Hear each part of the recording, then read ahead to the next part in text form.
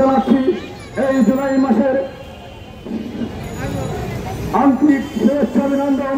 বন্ধুরা, আজকে এই জুলাই মাস, এই গত জুলাই এই মাসে বাংলাদেশে আবার একটি স্বাধীন সার্বভৌমত্ব সৃষ্টি হয়েছিল। বন্ধুরা আমার, আবু সাইদ ভাইয়ের রক্তের বিনিময়ে আবার বাংলাদেশ স্বাধীন হয়েছে। আবু সাইদের রক্তের বিনিময়ে বাংলাদেশের বৈষম্য দূর করার কথা থাকলেও আমরা এখন পর্যন্ত বাংলাদেশ থেকে দুর্নীতি মুক্ত করতে পারি নাই, বৈষম্য দূর করতে পারি নাই। আজকে শিক্ষক সমাজ আজ এই রাজপথে এই প্রেস ক্লাবের সামনে তাদের দাবি নিয়ে এমপিভুক্ত শিক্ষাকর্মীদের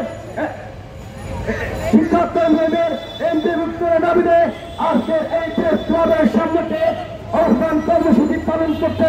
বন্ধুরা, আপনারা যেখানেই থাকেন না কেন, আজকে ওই সরকারকে জানিয়ে দিতে হবে, ওই সমাজ কল্যাণ উপদেষ্টাকে জানিয়ে দিতে হবে, মাননীয় প্রধান উপদেষ্টাকে জানিয়ে দিতে হবে। সারা বাংলাদেশে যেসব প্রতিবন্ধী বিদ্যালয়গুলো আছে, সেই প্রতিবন্ধী বিদ্যালয়গুলোতে অচিরে অবিলম্বে এমপিভুক্ত পরিপত্র জারি করে এই প্রেস ক্লাবের অবস্থানরত শিক্ষক কর্মচারীকে তাদেরকে বাড়িয়ে দেন, এই আশাবাদ ব্যক্ত করছি।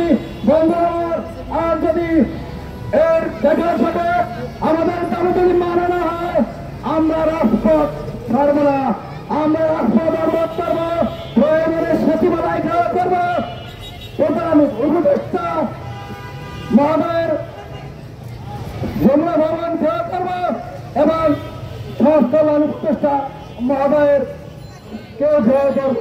বন্ধুরা আমার, আজকে অনেক কষ্ট করে আমার সম্মানিত ভাই বোনেরা, বিশেষ করে আমার মা এখানে এসেছেন, তাদের দাবি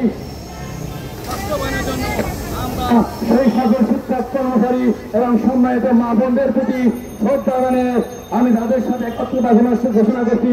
আসুন, আপনারা ঘরে বসে থাকেন না, যারা এই অবস্থান কর্মসূচি এখনো আসতে পারেন না, আমি বাংলাদেশের ৬৫ জেলার ৪৬০টি থানার উপজেলার লোকদেরকে আহ্বান জানাচ্ছি, আসুন, বসুন, রেস্টুরেন্টে আসুন, কথা শুনুন, দাবি বাস্তবায়ন করুন।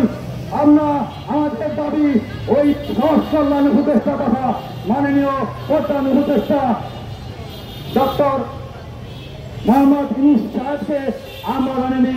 ডক্টর ইউনূস সাহেব, আপনি একটি বিশ্ববিদ্যালয়ের সুনামধন্য শিক্ষক ছিলেন, আপনি নোবেল বিজয়ী শান্তিতে নোবেল পেয়েছেন, একজন অর্থনীতিবিদ, আপনি একজন মেধা সম্পূর্ণ লাভ আমি মনে করি। আপনার কাছে আমাদের আকাঙ্ক্ষা এবং আপনি সারা বাংলাদেশের অন্তর্বর্তীকালীন সরকারের মাননীয় প্রধান উপদেষ্টা আপনার থেকে সারা বাংলাদেশের প্রতিবন্ধী বিদ্যালয়গুলো পাঠিয়েছে। আপনি তাকে আমাদের আস্থা রাখুন, আপনি এই বাংলাদেশের ১৬ কোটি মানুষের আস্থা রাখুন, কারণ আজকে কোনো রাজনৈতিক সরকার ক্ষমতায় নেই, আজকে একটি নির্দলীয় অন্তর্বর্তীকালীন সরকার ক্ষমতায়। তাই এই অন্তর্বর্তীকালীন সরকার সারা বাংলাদেশের ১৬ কোটি মানুষের আস্থার সরকার আমি মনে করি। তাই সেই আস্থা